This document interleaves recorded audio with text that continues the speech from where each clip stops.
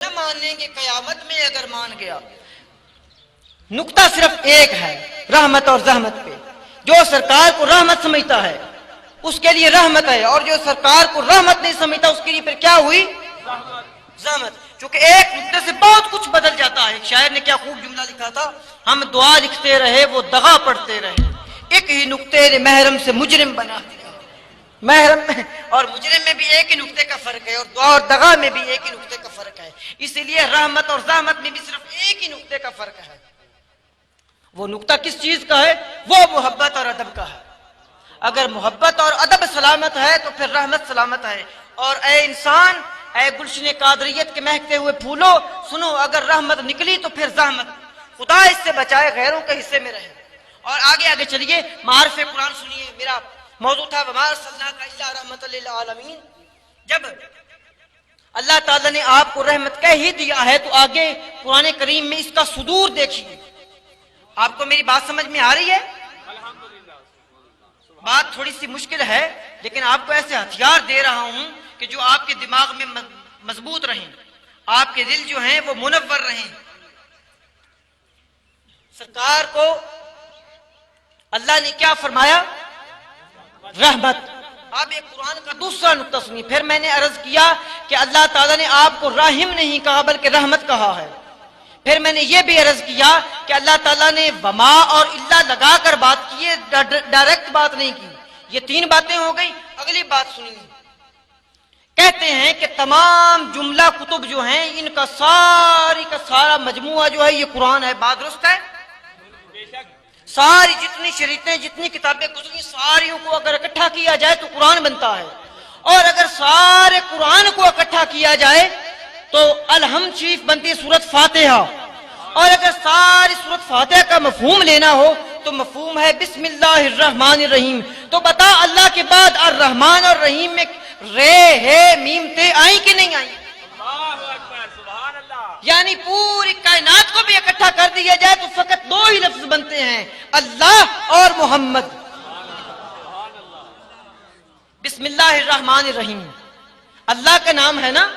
ہیں تو تینوں اللہ کے نام، لیکن اللہ تعالیٰ یہاں باری بھی لگا سکتا تھا، قدوس بھی لگا سکتا تھا اپنے ناموں میں، سمیع بھی لگا سکتا تھا، نور بھی لگا سکتا تھا، حق بھی لگا سکتا تھا. اللہ تعالیٰ نے رحمان و رحیم کیوں لکھا ہے؟ کیونکہ یہ محبوب کی رحمت سے متصل ہے. بسم اللہ الرحمن الرحیم یعنی کوئی آغاز کرنا بھی چاہے، کوئی آغاز کرنا بھی چاہے تو کس بات سے کرے؟ اللہ کی رحمت. اللہ کے بعد اللہ کی رحمت کا ذکر کرے. اور پھر اگلی صورت پہ چلیے. الحمد، الحمد الف لام اللہ کے ہیں کہ نہیں ہیں؟ اور حمد محمد کے میم اور ہے دال ہیں کہ نہیں ہیں؟ پھر بنتا ہے نا کہ اللہ اور محمد ہی ہے کائنات میں اور ہے ہی کچھ نہیں. اگلی صورت پہ چلیے عزیزان مکرم. اللہ تعالیٰ فرماتا ہے الف لام میم. تمام مفسروں نے کئیوں نے کچھ لکھا، کئیوں نے کچھ لکھا. ایک مفسر میرے طرح جنونی تھا، اس نے کہا مجھے سمجھ آ گئی اس معنی کی، اللہ کہنا چاہتا ہے اللہ اور آل محمد، محمد و آل محمد. اس سے پوچھا دلیل کیا؟ اس نے کہا جب آل عمران سورت کا نام آ سکتا ہے تو آل محمد کیوں نہیں ہو سکتا؟ الف میم الف لام میم تو یہی کہتے ہیں آل محمد. نعرہ تکبیر، نعرہ تکبیر، نعرہ رسالت.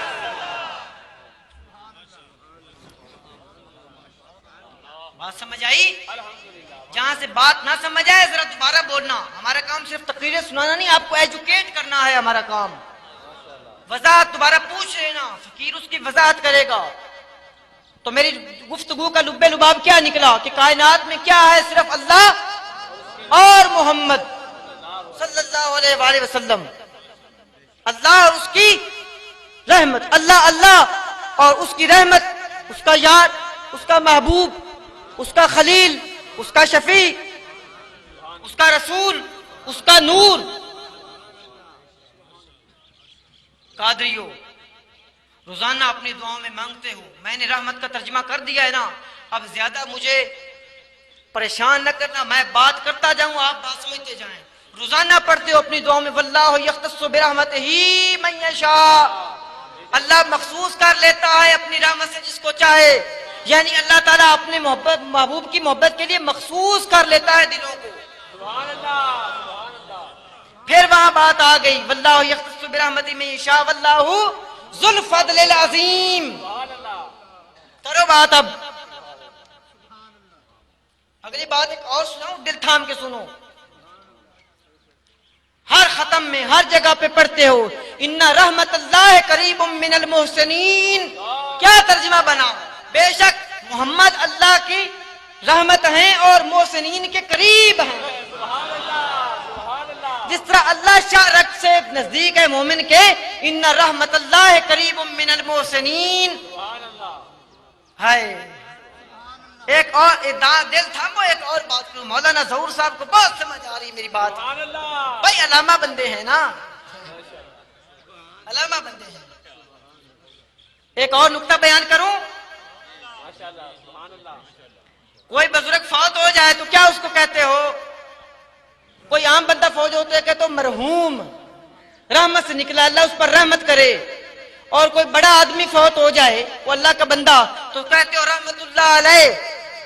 ترجمہ کیا بنا؟ اللہ تعالیٰ اس پہ رحمت کرے. تو پھر مجھے کہنے دو کہ اللہ تعالیٰ اس پہ سایہ محمدی کرے.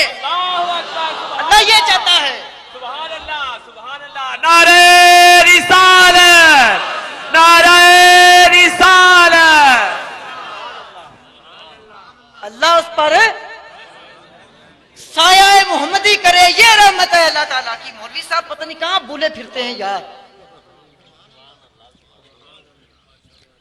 ایک نقطہ آپ کو سمجھا رہا ہوں. بھائی آنے جانے والوں کو نہ دیکھو, آتے جاتے بچے ہیں, ان کو آنے جانے دو. آپ ادھر میری طرف توجہ رکھو. ایک دفعہ ذرا نعرہ لگاؤ, مجھے پتا چلے کہ آپ جاگ رہے ہیں کہ نہیں جاگ رہے. نعرہ تکبیر, نعرہ رسالت. سرکار کی آمد, دلدار کی آمد. آپ کے پاس جھنڈیاں بھی ہیں, ہاتھ بھی ہیں. میں وہی نعرہ لگاتا ہوں, بڑا عالم اسلام کا مشہور اور معروف نعرہ. وہ میرے برادر مکرم نے لکھ کے دیا ہے کہ وہ لگایا کر. یہ ختم نبوت کانفرنس کا بھی یہ نعرہ ہوا تھا. وہ منہ بہ منہ پیغمبری, نبی نبی نبی نبی نبی نبی نبی نبی. وہ منہ بہ منہ پیغمبری, نبی نبی نبی نبی. علماء کرام ذرا غور فرمائیں. آگے میں پھر آیت پڑھنے لگا ہوں. قل یا عبادی الذین اسرفوا, محبوب اعلان فرما دے میرے بندوں کو. قل یا عبادی الذین, اے میرے بندو, اسرفوا علی انفسہم, جو اپنی جانوں پہ ظلم کر چکے ہو, لا تقنطوا من رحمت اللہ, اللہ کی رحمت سے مایوس نہ ہونا, یعنی دامن شفاعت محمدی سے نہ مایوس ہونا. نعرہ رسالت, دامن شفاعت محمدی سے نہ ہونا.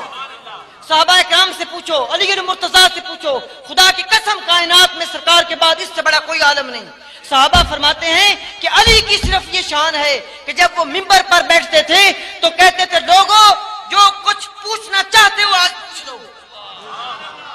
صحابہ اکرام صحابہ اکرام کا, ابو بکر صدیق سے لے کر ابو ہریرہ تک سب کی یہ گواہی ہے کہ صرف علی کی یہ شان ہے کہ جب منبر پہ بیٹھتے تھے تو کہتے تھے صحابیوں جو کچھ پوچھنا چاہتے ہو آج علی سے پوچھ لو.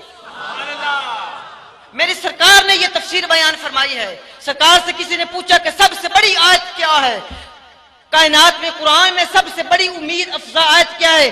سرکار مرتضیٰ نے فرمایا, جہاں اللہ نے اعلان فرمایا ہے کہ جن لوگوں نے بھی اپنی جانوں پر ظلم کیا ہے پریشان نہ ہونا. قل یا عبادی الذین اسرفوا, اے میرے بندو جنہوں نے اپنی جانوں پہ ظلم کر لیا ہے, لا تقنطوا من رحمت اللہ, اللہ کی رحمت سے نا امید مت ہونا. ان اللہ یغفر الذنوب جميعا, تمہارے تمام گناہ کو معاف کر دے گا. وهو الغفور الرحیم, اللہ بہت بڑا بخشش والا ہے اور رحم والا ہے. اگر رحمت کا ترجمہ محمد ہی ہو تو پھر اس آیت کا کیا مطلب بنا؟ قل یا عبادی الذین اسرفوا علی انفسہم لا تقنطوا من رحمت اللہ, کہ دامن شفاعت محمدی سے نا امید نہ ہونا. میں نے اپنی بات شروع یہیں سے کی تھی کہ حکم ہوگا محبوب جس کو تیرا جی چاہتا ہے لے جا جنت میں. حساب کتاب تو غیروں سے ہوتے ہیں, اپنوں سے کیا حساب کتاب ہے؟ وہاں مجھے ایک بڑا نقطہ یاد آ گیا. ایک بعض اوقات جو ہوتے ہیں محدثین کرام جو حدیث کے طالب علم جو علماء ہوتے ہیں وہ خود بخود ایک اعتراض بھی وارد کر دیتے ہیں اور پھر اس کا جواب بھی لکھتے ہیں. ایک محدث رحمت اللہ علیہ نے یہ اعتراض وارد کیا کہ جب لوگ سارے انبیاؤں کے پاس جائیں گے تو وہاں امت محمدی بھی ہوگی. تم بتاؤ بھلا ہوگی کہ نہیں؟ نہیں نہیں نہیں نہیں، یہی تو بات سمجھانے والی ہے. ہائے ہائے ہائے، وہاں امت محمدی نہیں ہوگی، وہ اور امتیں ہوں گی جو دوسروں کے پاس جائیں گے. ہم کیوں جائیں گے؟ ہم کیوں جائیں گے یار؟